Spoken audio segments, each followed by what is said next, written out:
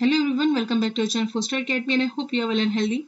This is Shweta Panchal और स्वागत है आपका इस क्लास में। काफ़ी बच्चों ने पूछा था केवीएस से रिलेटेड चीज़ें कि केवीएस का जो सिलेबस है उसके बारे में आप एक बार बता दीजिए।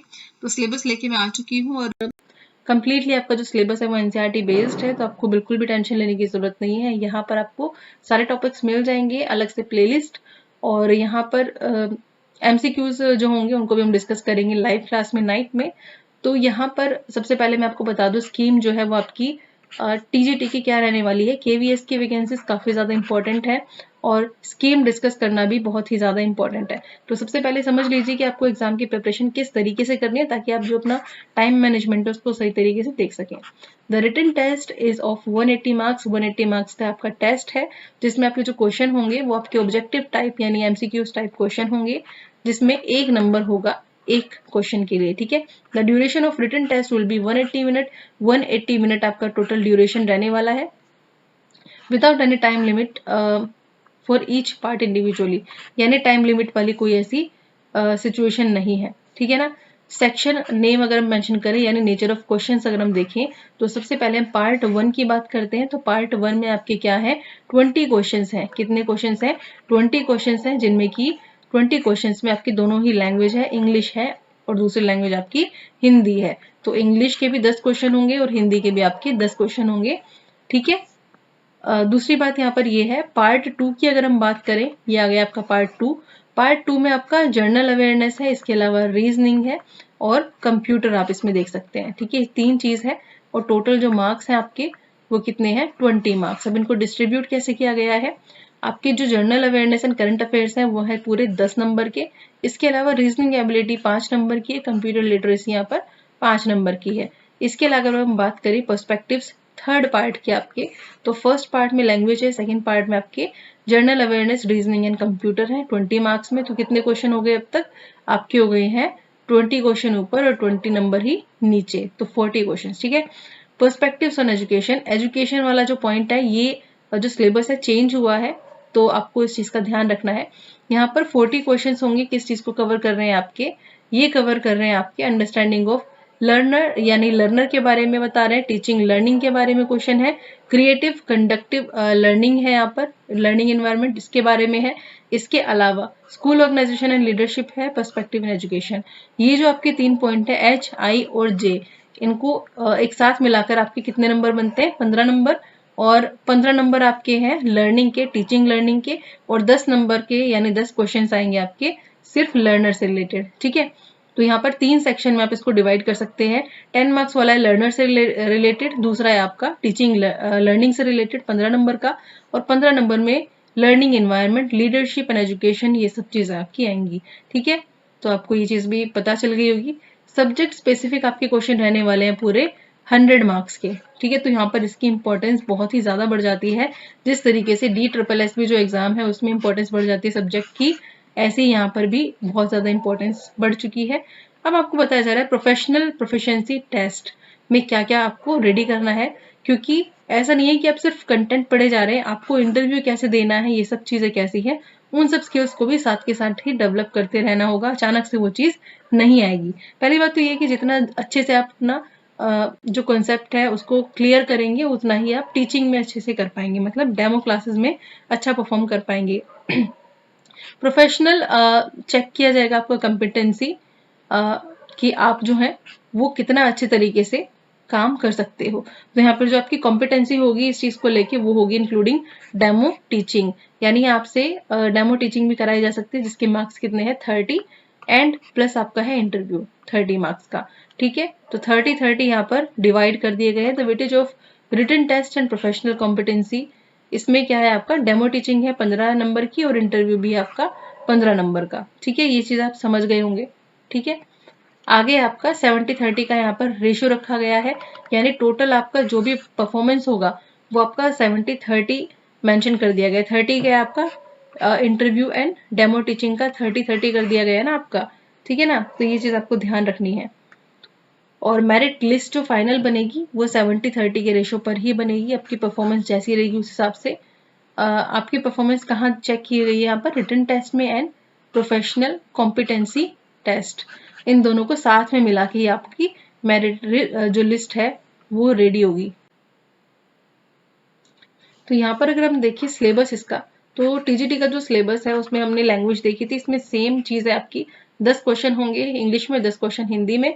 इनमें वही चीज़ है जो आपकी हर एग्जाम में पूछी जाती है, रीडिंग कॉम्प्रिहेंशन होगी, वर्ड पावर होगी, ग्रामर होगा, साथ ही हिंदी में भी वही सारी चीज़ें, व्याकरण है आपका, शब्द सामर्थ्य है यानी आपकी वर्ड्स जो है आप कितना समझते हैं उनकी टेस्ट, उनको भी टेस्ट किया जा सकता है। फिर आपका जो आपका जीके और करंट अफेयर वाला पोर्शन है 10 क्वेश्चन का वो है। रीजनिंग आपके 5 नंबर की 5 क्वेश्चन आएंगे और कंप्यूटर से रिलेटेड भी 5 क्वेश्चन आएंगे। थर्ड है आपका part perspectives on education and leadership, ये आपका 40 मार्क्स का, यानी इसके ऊपर फोकस इस पर ज्यादा कर दिया गया है। अंडरस्टैंडिंग द लर्नर, ठीक है, जैसे ही एनईपी वाली बात उठी और एनईपी के बाद देखिए पैटर्न्स भी काफी सारे चेंज होते हुए नजर आ रहे हैं एग्जाम्स के। तो ये है आपका अंडरस्टैंडिंग द लर्नर, लर्नर के पढ़ाई से लर्नर से रिलेटेड यहाँ पर कि लर्नर को कैसे समझेंगे। तो concept of growth, maturation and development, principles of debates of development, यानी डेवलपमेंट के बारे में यहाँ पर उससे रिलेटेड। उसके बाद है डेवलपमेंट से रिलेटेड डोमेन्स, जितने भी उसकी डोमेन्स हैं सारे के सारे डोमेन्स आपको पता होने चाहिए और उनके इम्प्लीकेशंस भी पता होने चाहिए। अंडरस्टैंडिंग अडोलेसेंस यानी किशोरावस्था के बारे में भी जरूरत क्या है, किशोरावस्था की नीड्स, चैलेंजेस और इम्प्लीकेशंस, इसके अलावा कैसे सपोर्ट है इसका, मतलब इंस्टीट्यूशनल सपोर्ट, इन सब चीज़ों के बारे में भी ये टॉपिक काफ़ी इंपॉर्टेंट है। Rule of primary and secondary socialization agencies ensuring home school community, यानी जो आपको कहते हैं कि घर जो परिवार है वो पहला हमारा स्कूल होता है, वही वाली बात है यहाँ पर। अंडरस्टैंडिंग टीचिंग लर्निंग, यानी टीचिंग लर्निंग लर्नर से रिलेटेड हो गया है। अब जिसको हमें पढ़ाना है उससे रिलेटेड चीजें हमने समझ ली है। अब ये कि हम अपने पार्ट पर कैसे चीजें करेंगे। तो थियरी वाला पार्ट है यहाँ पर, थियोरेटिकल पर्सपेक्टिव है लर्निंग को लेकर, जिसमें कि व्यवहारवाद है, ठीक है, बिहेवियरिज्म है, इसके अलावा कोग्निटिविज्म है, इसके अलावा कंस्ट्रक्शन, इन सब से चीज़ों से रिलेटेड आपको जो एस्पेक्ट्स हैं वो पढ़ने हैं, पर्सपेक्टिव्स। फिर आपका टीचर का रोल, इसके अलावा लर्नर का क्या रोल है, nature of teacher student relationship है, टीचिंग मेथड्स के बारे में, क्लासरूम का एनवायरनमेंट कैसा होना चाहिए, डिसिप्लिन और पावर एक्सेट्रा, इन सब चीज़ के बारे में। फिर फैक्टर्स, यानी आपको चीज़ें पता होनी चाहिए कि जो लर्निंग है उनको क्या क्या चीज़ें फैक्टर होते हैं जो अफेक्ट करते हैं। क्लासरूम से रिलेटेड स्टूडेंट एक्टिविटीज से स्पेस, स्कूल में क्या क्या चीज़ें हैं, ठीक है। Planning and organisation of teaching learning, इसमें concept of syllabus and curriculum के बारे में होगा कि इनमें क्या फ़र्क है, आपको पता होना चाहिए। करिकुलम में क्या क्या चीज़ें इंपॉर्टेंट है, ये सब चीज़ करिकुलम ऑर्गेनाइजेशन। फिर है आपका एजुकेशन में किस तरीके से आप चीज़ें करेंगे, एक्सपेरिमेंटल लर्निंग है, ठीक है। और नेक्स्ट है आपका इंस्ट्रक्शनल प्लान्स है, जिसमें आप अनुदेशनात्मक आप कह सकते हैं। ईयर प्लान होता है, यूनिट प्लान होता है, लेसन प्लान एलपीज जो आप बनाते हैं क्लासरूम में, ठीक है। तो पूरे ईयर को आप प्लान करके रखते हो, यूनिट्स को प्लान करते हो और फिर डेली जो आप लेसन डिलीवर करने वाले हो उसको प्लान करके कैसे जाते हो। इंस्ट्रक्शनल मटेरियल एंड रिसोर्स, ये सब चीज़ें। आईसीटी के बारे में भी, टीचिंग लर्निंग प्रोसेस में आईसीटी का क्या रोल है। इवेल्युएशन यानी मूल्यांकन आपको पढ़ना है, इवेल्युएशन की क्या क्या चीज़ें हैं, किस तरीके से अच्छा मूल्यांकन किया जा सकता है, ये सब चीज़ें भी आपको पढ़नी है। असेसमेंट के बारे में पढ़ना है कि असेसमेंट का क्या रोल है, क्या मीनिंग है और क्या क्या चीज़ें सब भी। इन्हेंसिंग टीचिंग लर्निंग प्रोसेस, जिसमें क्लासरूम में क्या क्या चीज़ें होती हैं, फीडबैक कैसे होता है, रिफ्लेक्शंस क्या होता है and dialogues as a mean of constructivist teaching, ठीक है। क्रिएटिंग कंडक्टिव लर्निंग इन्वायरमेंट, ये आपका 6 क्वेश्चंस आएंगे, आपको क्वेश्चंस भी डिवाइड करके दे दिए गए कहाँ से कितने क्वेश्चन आएंगे किस पार्ट से। तो कॉन्सेप्ट ऑफ डाइवर्सिटी के बारे में, डिसेबिलिटी, इंक्लूजन, ये सारी चीज़ें इसमें इन्वॉल्व है, सोशल एस्पेक्ट अगर हम देखें तो। और नेक्स्ट आपका school mental health, addressing the curative, ठीक है, preventive and promotive dimensions of mental health for all students and staff. फिर है आपका developing schools and community as a learning resource, development कैसे कर सकते हैं आगे बढ़ाने के लिए चीज़ों को। स्कूल ऑर्गेनाइजेशन एंड लीडरशिप में 6 क्वेश्चन आएंगे आपके, जिसमें कि लीडर से रिलेटेड चीज़ें होंगी और टीम बिल्डिंग होगी, इसके अलावा विजन बिल्डिंग होगी, goal setting and creating a school development plan. फिर है आपका using school process and forums of strengthening teaching learning, annual calendar, कि आप टीचिंग लर्निंग को कैसे उसको ज़्यादा मजबूत बना सकते हैं, क्या क्या चीज़ उसमें इन्वॉल्व हो सकती है। क्रिएटिंग पार्टनरशिप विद कम्युनिटी, यानी कम्युनिटी, नेबर्स, स्कूल्स और ये सब हायर एजुकेशन इंस्टीट्यूशंस, इन सब के बारे में भी आपको नॉलेज होनी चाहिए। पर्सपेक्टिव इन एजुकेशन में 3 क्वेश्चन आएंगे आपके, जिसमें कि स्टूडेंट्स, जिसमें रोल ऑफ स्कूल होगा, achieving AIIMS of education, NEP, देखो एनईपी की बात हुई थी और एनईपी ही आ गया। एनईपी तो हर चीज़ में आपको देखने को मिलता ही है। एनईपी की वीडियो चैनल पर भी है, तो आप जरूर देख लीजिए। यहाँ पर एनईपी में क्या क्या चीजें हैं वो भी आपको एक एक चीज मेंशन कर दी गई है। Guiding principles for child right के बारे में काफी कुछ चीजें नई इंक्लूड की गई है, बहुत ही बढ़िया इन्होंने सिलेबस रेडी किया है। अब right of education, free and compulsory education भी है यहाँ पर, और 2009 का जो एक्ट है उसके बारे में भी आपको पढ़ के जाना है। इसके अलावा स्कूल का करिकुलम एंड प्रिंसिपल्स, इसके अलावा लर्निंग एंड नॉलेज, को करिकुलर एंड करिकुलर एक्टिविटीज, इसके अलावा पेडागोजी जो सबसे ज्यादा इंपॉर्टेंट है आज के टाइम में, टीचर्स को पता होनी चाहिए, ये सब चीजें ही मेंशन है। फोर्थ पार्ट है आपका सब्जेक्ट बेस्ड, जो आपको 100 मार्क्स का मैं आगे आपको बताने वाली हूँ। ठीक है, कौन कौन से, जैसे कि मैं यहाँ पर टीजीटी एसएसटी के बारे में आपको बताने वाली हूँ, सिलेबस आपका क्या क्या रहेगा। प्रोफेशनल कॉम्पिटेंसी जो रहेगी आपकी वो 60 मार्क्स में है, जिसमें कि डेमो टीचिंग है आपका 30 मार्क्स में, 30 में आपका इंटरव्यू मेंशन है। ठीक है, 70-30 मैंने आपको बता ही दिया है। 70-30 आपका टोटल रेशियो रहने वाला है, यानी आपको इंटरव्यू वगैरह और ये सब चीजें और आपका जो रिटर्न है उन दोनों को मिलाकर ही आपकी क्या बनेगी, एक साथ बनाकर ही मेरिट आपकी रेडी की जाएगी। तो ये था आपका सिलेबस। ठीक है ना, और हमारा जो पार्ट है वो हम डिस्कस करेंगे यहाँ पर सिलेबस। ठीक है, टीजीटी सोशल साइंस का सिलेबस डिस्कस करेंगे, केवीएस का। तो देखिए यहाँ पर सबसे पहले जो बात है वो आपको ये पता होनी चाहिए कि आपको पढ़ना कहाँ से है। तो यहाँ पर आपको स्पेशली बोल दिया गया है कि आपकी जो क्लासेस रहने वाली है, टेक्स्ट बुक जो रहने वाली है, कौन सी क्लास की रहने वाली है, 6 to 10th आपको लेकर चलना है। और इन बुक्स को आपको बिल्कुल अच्छे तरीके से पढ़ लेना है, जैसे आप सीटेट या डी ट्रिपल एसपी की प्रिपरेशन करते हैं उस वक्त पढ़ते हैं, तो सेम चीज यहाँ पर है। लेकिन सीटेट में क्या होता है, आपको 8th क्लास तक का ही आता है, लेकिन डी ट्रिपल एसपी में 10th क्लास तक का भी आता है। तो यही चीज है, आपको बहुत अच्छे से अपनी सोशल साइंस की सारी बुक्स पढ़नी है। एक बार सिलेबस देख लेते हैं क्या क्या है। However, the questions will be testing the depth of understanding and application of these concepts at the level of graduation. मतलब आपसे बोला जा रहा है कि आप सिर्फ ऐसा मत सोचिए कि वन लाइनर आपके वैसे क्वेश्चन आएंगे, आपका कॉन्सेप्ट बेस्ड क्वेश्चन आएंगे, जैसे कि आपने अभी देखा ही है। एनविस का जो आपका पैटर्न रहा था, इसमें क्या था, आपके स्टेटमेंट वाले क्वेश्चंस बहुत ही ज्यादा पूछे गए थे, मतलब टाइम कंज्यूमिंग बहुत ही ज्यादा पेपर था।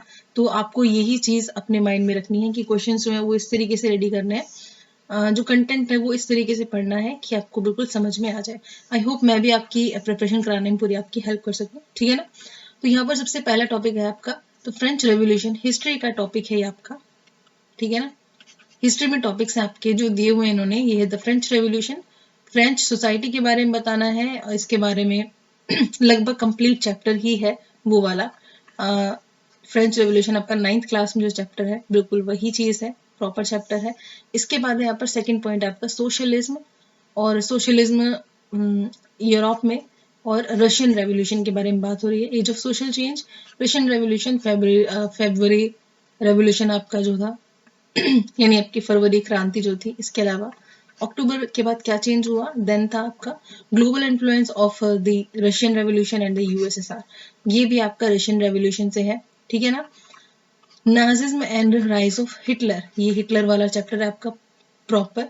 ठीक है, next livelihoods, economics and societies, same book का ही आगे फर्दर चैप्टर्स हैं। फॉरेस्ट सोसाइटी एंड कॉलोनियलिज्म, ठीक है, कॉलोनियलिज्म। फिर है वाई डिफोरेस्टेशन, ये सारा का सारा टॉपिक आपका कवर हो रहा है और इसको मैं भी आपको कवर कराऊंगी। ठीक है ना, फिर है आपका मॉडर्न वर्ल्ड की यहाँ पर बात आ जा रही है। यहाँ पर ये आपका पेस्टोरलिस्ट, ठीक है, ये आपका नोमैड्स के बारे में, मतलब चरवाहे जो है उनके बारे में है यहाँ पर। ठीक है, पेस्टोरलिस्ट, और अफ्रीका के बारे में बताना है, चरवाहों की लाइफ। इसके अलावा कॉलोनियल रूल में उनकी कैसी जिंदगी थी, जो चरवाहे हैं क्या था, उनके मूवमेंट्स क्या थे, नोमैड्स जो घुमंतु लोग थे या जो घुमक्कड़ प्रजाति के थे, जो घुमक्कड़ लोग थे, उनके बारे में आपसे जनजातियों के बारे में भी कुछ बात होगी। तो ये सारे टॉपिक्स जो है उस चीज को कवर करते हैं। सेम बुक है यहाँ पर। ठीक है, तो ये वाला जो टॉपिक है काफी इंपॉर्टेंट है, पेस्टोरलिज्म यानी चरवाहों के बारे में है ये आपके। ठीक है ना, नेक्स्ट है कंटेम्प्रेरी इंडिया के बारे में है।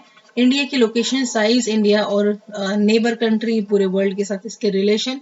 नेक्स्ट आपका physical feature of India. In features में आपको सारी चीजें जो जो भी चीजें मेंशन है यानी भौतिक चीजें आपको पता होनी चाहिए, ठीक है। मतलब यहाँ पर आपको ये सारा आपका इकोनॉमिक्स का जो पार्ट है वो कवर होगा। सॉरी, आपका ज्योग्राफी का जो पार्ट है वो कवर होगा यहाँ पर। फिर आपका ड्रेनेज यानी अपवाह तंत्र जो है आपका, वो सारी चीजें आएंगी। ड्रेनेज सिस्टम होगा जिसमें कि रिवर्स के बारे में बात होगी, कौन कौन से रिवर्स हैं, रिवर बेसिन सबके बारे में, झीलों के बारे में, लेक्स के बारे में, रिवर पॉल्यूशन इस चीज से रिलेटेड है। नेक्स्ट आपका क्लाइमेट यानी जलवायु, इसका कॉन्सेप्ट और क्लाइमेटिक कंट्रोल फैक्टर्स जिनकी वजह से ये चीजें होती हैं। इसके अलावा latitude, altitude, pressure and winds, ये सब चीजें पढ़ेंगे और ये काफी टॉपिक्स हमने एनवीएस में किए भी थे, तो इसकी अलग से प्लेलिस्ट मैं बना दूंगी।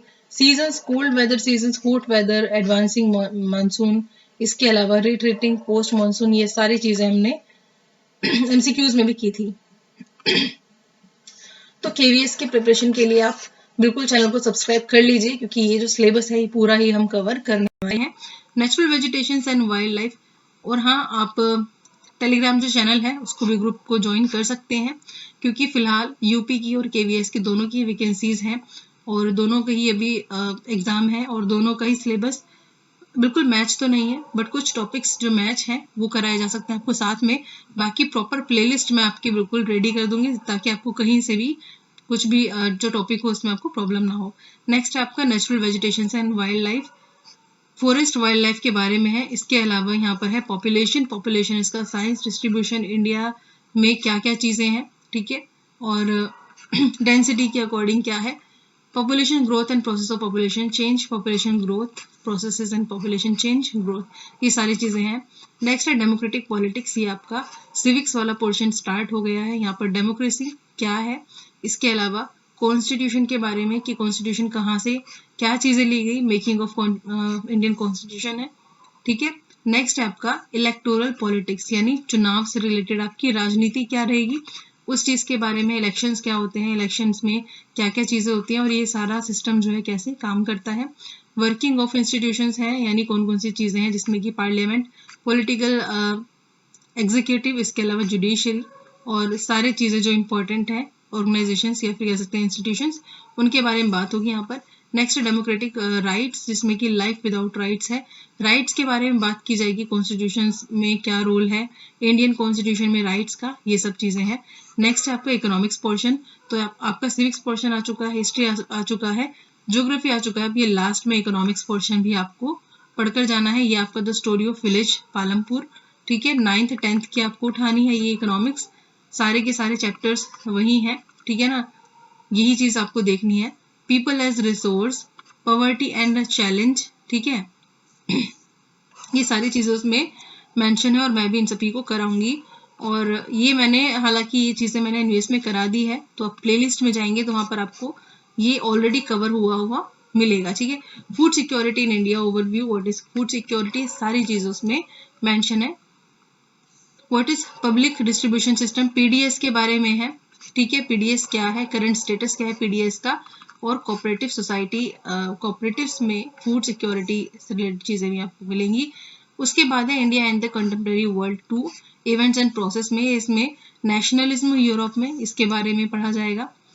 ये रेडी है आपका, बिल्कुल मैंने करा दिया है, ठीक है। नेशनलिज्म इन इंडिया, इसमें वर्ल्ड वॉर के बारे में, खिलाफत मूवमेंट और ये सब चीज़ों के बारे में, आपको मूवमेंट्स के बारे में, असहयोग आंदोलन हुआ, ठीक है, और सेंस ऑफ कलेक्टिव बिलोंगिंग्स, ये सारी चीज़ें मेंशन होंगी।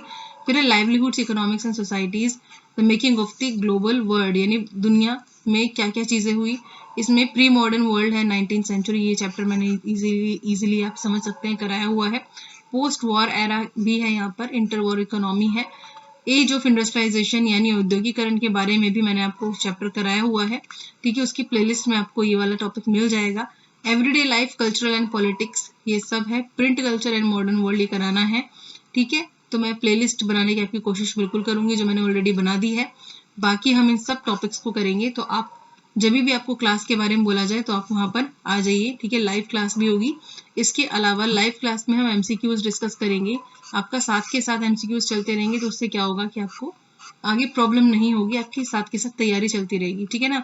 रिसोर्स एंड डेवलपमेंट है, कॉन्सेप्ट है पूरा डेवलपमेंट के बारे में, सोइल्स है, ठीक है। यहाँ पर फॉरेस्ट एंड वाइल्ड लाइफ है, वाइल्ड लाइफ के बारे में, कंजर्वेशन कैसे फॉरेस्ट का इंडिया में क्या क्या चीज़ें हैं, कम्युनिटी एंड कंजर्वेशन है। इसके अलावा कौन कौन से प्रोग्राम चलाए गए हैं सरकार द्वारा, ये सारी चीज़ें से मेंशन होंगी। वाटर रिसोर्स यानी एक संसाधन के रूप में जब जल की बात करें तो क्या क्या चीज़ें हैं, पानी की ज़रूरत किस चीज़ में है, इसके अलावा कुछ एक आंदोलन वगैरह इससे रिलेटेड, या फिर हार्वेस्टिंग के जो तरीके हैं उनके बारे में डिस्कस करेंगे। फिर एग्रीकल्चर है, टाइप्स ऑफ फार्मिंग है, प्रिमिटिव, ठीक है, इंटेंसिव जो भी है, ये सभी डिस्कस करेंगे हम। फूड सिक्योरिटी है और इसका वर्ल्ड से कनेक्ट करके इसको देखेंगे एग्रीकल्चर से, ठीक है। मिनरल्स एंड एनर्जी रिसोर्सेज है, मिनरल्स क्या है, कहाँ पर कौन से मिनरल्स हैं, कहाँ पर कम मिनरल्स हैं, कहाँ पर ज़्यादा है, उन सब चीज़ों के बारे में भी देखेंगे। एनर्जी के बारे में, एनर्जी रिसोर्सेज में कौन कौन से हैं, कन्वेंशनल है, नॉन कन्वेंशनल है, कंजर्वेशन भी है एनर्जी का, ये सब चीज़ें देखी जाएगी। मैन्युफैक्चरिंग इंडस्ट्रीज यानी विनिर्माण जो उद्योग हैं उनके बारे में, इसके अंदर क्या क्या चीज़ें आती हैं, इम्पोर्टेंस ऑफ मैन्युफैक्चरिंग यानी निर्माण जो कार्य है वो इंडस्ट्रीज द्वारा किया जाता है। इसके अलावा एग्रो बेस्ड इंडस्ट्री है, मिनरल बेस्ड इंडस्ट्री है। इसके अलावा इन सब चीज़ों को इम्पैक्ट करती हुई चीज़ें जैसे पॉल्यूशन, एनवायरमेंट डिग्रेडेशन, इसके अलावा कंट्रोल ऑफ एनवायरमेंटल डिग्रेडेशन, ठीक है। Life lines of national economy यानी जीवन रेखाएं नेशनल इकोनॉमी की, जैसे कि वो क्या क्या है, रोडवेज है, रेलवेज है, पाइपलाइंस है, वाटरवेज है, इसके अलावा मेजर सी पोर्ट्स भी हैं, ठीक है। नेक्स्ट है एयर से related communication, international trade, tourism as a trade, ये सब चीज़ें हैं। डेमोक्रेटिक पॉलिटिक्स है, पावर शेयरिंग इसमें पहला टॉपिक है, कर चुके हैं हम। फेडरलिज्म भी हो चुका है। इसके अलावा जेंडर, रिलीजन एंड कास्ट, ये है। पॉलिटिकल पार्टीज है, पॉलिटिकल पार्टीज के बारे में देखा जाएगा, कौन कौन सी पार्टी है, क्या क्या उनकी ज़रूरत है और हमें एक पॉलिटिकल पार्टी क्यों चाहिए। इसके अलावा आउटकम्स ऑफ डेमोक्रेसी, डेमोक्रेसी को कैसे, डेमोक्रेसी के आउटकम्स क्या क्या हैं। इसके अलावा accountability, responsibility, responsive and legitimate government, ये सब चीज़ें हम वहाँ पर देखेंगे। Dignity and freedom of the citizens. Next understanding economic development, इसमें डेवलपमेंट के बारे में चीज़ें हैं कि डेवलपमेंट से रिलेट करके अगर आप देखेंगे, इनकम एंड अदर गोल्स है। नेशनल डेवलपमेंट है, कंपेयर करेंगे कंट्रीज से और स्टेट से कि हम कैसे कंपेयर कर सकते हैं कि कौन सी कंट्री ज़्यादा डेवलप्ड है। पब्लिक फैसिलिटीज़ है, इसके अलावा सस्टेनेबिलिटी ऑफ डेवलपमेंट है। नेक्स्ट है सेक्टर्स ऑफ इंडियन इकोनॉमी, इसमें सेक्टर्स पढ़ेंगे, इसमें primary sector, secondary and tertiary sector हम पढ़ेंगे। ये वाला चैप्टर हमने कर लिया एनवीएस में बहुत अच्छे से। Sectors in term of ownership, public and private sectors है। मनी एंड क्रेडिट के बारे में पढ़ेंगे, साख और मनी मतलब पैसा, ठीक है। और इन सब में क्या क्या चीज़ें ज़रूरी है, क्रेडिट क्या होता है, क्रेडिट किस किस तरीके से होता है। इसके अलावा फॉर्मल सेक्टर क्रेडिट के और सेल्फ हेल्प ग्रुप यानी SHGs के बारे में पढ़ेंगे। ग्लोबलाइजेशन, वैश्वीकरण क्या है, इंडियन इकोनॉमी में इसका रोल क्या है इंडियन इकोनॉमी में, और कैसे ग्लोबलाइजेशन से चीज़ें इम्पैक्ट हो रही है, ठीक है। इंडिया की स्पेशली बात करेंगे, स्ट्रगल्स करेंगे फिर ग्लोबलाइजेशन के लिए। फॉरेन ट्रेड के बारे में, इंटीग्रेशन ऑफ मार्केट्स, ठीक है, सब चीज़ें। कंज्यूमर राइट्स यानी जो कंज्यूमर्स हैं उनके कुछ अधिकार होते हैं, उनके बारे में भी यहाँ पर देखा जाएगा। तो आपको ये चीज़ ध्यान रखनी है, ये सिलेबस हमने डिस्कस कर लिया है। मेनली आपका 6 to 10th इन्होंने मेंशन किया है कि 6 to 10th आपको अच्छे से पढ़ के जाना है, लेकिन इससे बाहर भी कुछ क्वेश्चन आ सकते हैं तो उसमें कोई नई बात नहीं होगी, ठीक है ना। तो बने रहिए हमारे साथ और चैनल को कर लीजिए सब्सक्राइब। नेक्स्ट वीडियो में हम डिस्कस करेंगे कि किस तरीके से आप टाइम मैनेजमेंट करके अपना जो सिलेबस है उसको जल्दी कवर कर सकते हैं, ठीक है। आप किन किन चीज़ों की हेल्प ले सकते हैं और किस तरीके से आप जो प्रैक्टिस है उसको अपने जारी रख सकते हैं, ठीक है ना। मैंने यहाँ पर सिलेबस डिस्कस कर लिया है, वैसे आप PDF डाउनलोड कर लीजिए और आपके पास सिलेबस आपके रिटर्न फॉर्म में होना चाहिए। ऐसा नहीं होना चाहिए कि आप बिना उसके सिर्फ पढ़े ही जा रहे हो बुक्स से। आपके पास आप टिक करते जाइए कि मेरा ये वाला जो टॉपिक है ये कवर हो गया, ये वाला टॉपिक भी कवर हो गया, और फिर आपको फाइनल रिवीजन की भी ज़रूरत होगी।